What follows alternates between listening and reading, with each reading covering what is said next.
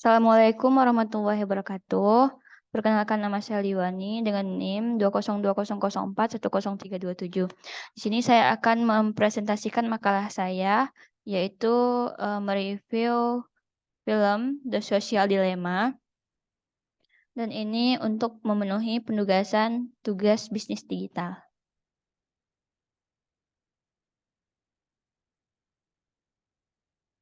Baik, pertanyaan yang pertama, apa persoalan yang diangkat dalam film tersebut? Jelaskan. Film ini merupakan film dokumenter yang membahas tentang kejamnya media sosial serta teknologi yang digunakan. Tak hanya itu, film ini membahas tentang kecenderungan media sosial serta dampak yang muncul akibat penggunaan media sosial yang berlebihan. Nah, persoalan yang diangkat di dalam film ini yang pertama yaitu peningkatan bubuh diri pada remaja. Dengan adanya fitur yang ditawarkan untuk pengguna media sosial, salah satu fitur tersebut ada filter untuk foto. Dengan menggunakan filter tersebut, maka akan mengurangi rasa percaya diri karena menganggap dirinya tidak sempurna. Tanpa disadari, media sosial menuntut para penggunanya untuk berpenampilan sempurna sehingga dapat menimbulkan ekspektasi yang tinggi terhadap masyarakat. Kemudian yang kedua ada algoritma media sosial bekerja. Jadi di sini maksudnya bagaimana cara bekerjanya sosial media tersebut. Semua yang kita lakukan di internet akan diawasi, direkam, dan diukur. Setiap tindakan yang dilakukan oleh pengguna akan terus dipantau. Dengan begitu, mereka akan tahu apa yang seseorang rasakan, sehingga mereka dapat mengetahui apa yang kita suka dan akan memberikan rekomendasi konten untuk kita lihat. Selain itu, tidak menutup kemungkinan data-data privasi kita dapat dilihat oleh orang lain. Kemudian yang ketiga ada menjadi boneka media sosial. Nah, di sini maksudnya kita menjadi seseorang yang ibaratnya tunduk terhadap sosial media. Di film ini menjelaskan bahwa media sosial diibaratkan seperti narkoba karena memiliki kecenderungan untuk terus memakainya. Dengan notifikasi yang ada, membuat pengguna terus melihat sosial media, walaupun isi dan notif itu tidak penting. Hal ini menyebabkan kecanduan bagi penggunanya. Kemudian yang keempat, yaitu yang terakhir, yaitu terkait dampak positif dan negatif dari penggunaan sosial media tersebut. Dampak positif bisa berupa kemudahan dalam mengakses informasi, berinteraksi dengan orang lain, dan lain-lain. Kemudian dampak negatifnya seperti terganggunya kesehatan mental, privasi terganggu karena data pribadi kita diketahui oleh sosial media. Kemudian banyaknya berita hoaks yang muncul, adanya penipuan online, serta interaksi individu yang kian menurun. Hal ini dikarenakan sosial media bisa mengakibatkan sifat individualisme itu tumbuh di dalam pengguna tersebut. Kemudian yang B, menurut Anda, dampak baik atau buruk dari penggunaan berbagai aplikasi IT yang ada saat ini? Jelaskan kedua dampaknya. Baik, di sini saya akan menjelaskan terkait dampaknya. Yang pertama, dampak positifnya yaitu informasi yang dibutuhkan dan dicari dapat lebih cepat dan lebih mudah diakses. Kemudian yang kedua, tumbuhnya inovasi dalam berbagai bidang yang berorientasi pada teknologi digital yang memudahkan proses dalam pekerjaan. Kemudian yang ketiga, munculnya media massa berbasis digital, khususnya media elektronik, sebagai sumber pengetahuan dan informasi masyarakat. Kemudian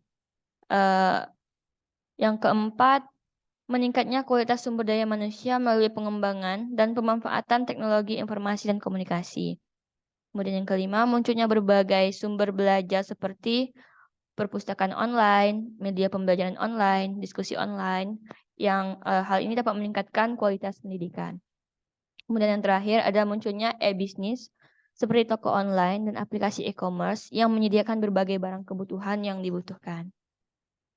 Kemudian selanjutnya ada dampak negatifnya. Yang pertama ada pelanggaran hak cipta. Di sini maksudnya pelanggaran berupa karya seseorang disalahgunakan oleh pihak yang tidak bertanggung jawab. Pelanggaran ini meliputi pembajakan software, penggandaan tanpa izin, pembuatan karya, hingga pemakaian tanpa seizin pembuatnya. Kemudian ada kejahatan cyber atau cybercrime. Kejahatan dilakukan secara online dengan memanfaatkan teknologi atau jaringan komputer. Contoh kejahatannya seperti pembajakan kartu kredit, penipuan online, dan lain sebagainya. Kemudian munculnya pornografi dan kejahatan seperti perjudian dan penipuan. Kemudian munculnya sikap konsumtif. Nah, di sini dengan banyaknya aplikasi e-commerce dan kemudahan akses internet dalam berbelanja kebutuhan, maka hal ini memudahkan para penggunanya, para konsumen, mencari kebutuhan-kebutuhan yang diperlukan. Bahkan barang yang tidak perlu juga ikut dibeli. Hal inilah yang bisa dikatakan sebagai pengguna tersebut menjadi lebih konsumtif, memiliki sikap konsumtif. Kemudian munculnya sikap individualisme. Nah, dengan adanya aplikasi teknologi yang ada pada masa sekarang, maka memudahkan semua orang melakukan sesuatu, semuanya dari smartphone. Hal ini membuat penggunanya mengurangi interaksi dengan orang-orang sekitar. Dan hal ini yang menyebabkan munculnya sikap individualisme pada pengguna tersebut. Kemudian yang terakhir ada munculnya berita hoaks. Dengan mudahnya mengakses informasi, maka semua informasi mudah didapatkan baik dari berita yang benar sampai berita yang belum tentu kebenarannya atau berita tersebut masih bersifat palsu. Kemudian yang ketiga, internet, komputer, sosmed, dan lain-lain sudah menjadi kebutuhan primer, layaknya makan. Bagaimana tanggapan Anda? Nah, di sini menurut saya hal ini benar. Dikarenakan di era zaman sekarang, teknologi tumbuh semakin pesat dan rata-rata semua jenis kegiatan dan aktivitas sudah banyak dilakukan menggunakan media digital, internet, dan lainnya. Kemudian, karena tuntutan zaman pada masa sekarang, rata-rata semua orang sudah mempunyai smartphone untuk memenuhi semua kebutuhannya, baik untuk mencari informasi, kebutuhan sehari-hari, kebutuhan akan hiburan, dan kebutuhan-kebutuhan lainnya. Maka dari itu, aktivitas yang dilakukan kebanyakan sudah berubah menggunakan media digital. Dengan penggunaan media digital, seperti penggunaan internet, komputer, sosmed, dan lain-lain, hal ini mempermudah dan mempercepat pekerjaan yang akan dilakukan. Dan hal inilah yang membuat internet, komputer, sosmed, dan lain-lain sudah menjadi bagian dari kebutuhan primer masyarakat. Kemudian yang terakhir, menurut Anda bagaimana cara bijak dalam menggunakan teknologi informasi agar tidak diperbudak olehnya? Nah, di sini menurut saya yang pertama itu gunakanlah sosial media itu untuk hal-hal yang positif. Jadi menggunakan teknologi masa kini dengan hal-hal positif seperti melakukan pekerjaan, mencari hal-hal yang baik, mencari hal-hal seputar yang dapat menambah pengetahuan kita. Nah, seperti itu. Dan kita harus mengurangi penggunaan teknologi untuk hal-hal yang berbau negatif seperti mencela orang lain lewat sosial media atau kejahatan-kejahatan lainnya. Kemudian yang kedua, gunakan pada waktu dan tempat yang tepat. Nah, di sini dengan semakin canggihnya teknologi pada masa saat ini, pada era teknologi seperti ini, maka bukan berarti kita bisa menyelesaikan semua pekerjaan semuanya dengan memanfaatkan kecanggihan teknologi.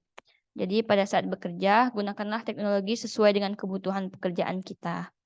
Hindari penggunaan teknologi untuk hal-hal yang tidak berkaitan karena akan membuat pekerjaan menjadi terbengkalai.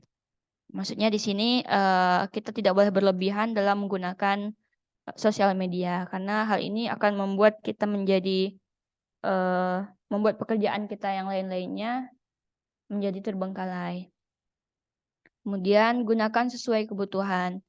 Kecanggihan teknologi memang sudah selayaknya dimanfaatkan untuk kehidupan sehari-hari. Akan tetapi, sebaiknya cara menggunakan teknologi masa kini sesuaikanlah dengan kebutuhan kita. Jika memang tidak terlalu dibutuhkan, sebaiknya jangan menggunakan peralatan teknologi canggih agar tidak sia-sia dan membuang waktu. Kemudian yang terakhir, meminimalisir penggunaan teknologi untuk kesehatan. Nah, di sini kita harus membatasi untuk menggunakan teknologi secara berlebihan agar hal ini juga berdampak bagus, baik terhadap kesehatan kita.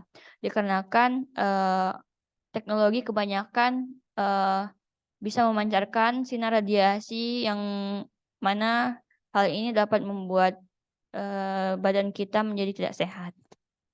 Mungkin Nah, dan ini adalah daftar pustaka dari dan ini adalah daftar pustaka dari penugasan saya. Baik, sekian presentasi dari saya. Apabila ada kurang dan salahnya saya mohon maaf. Wabillahi taufiq wal hidayah. Wassalamualaikum warahmatullahi wabarakatuh.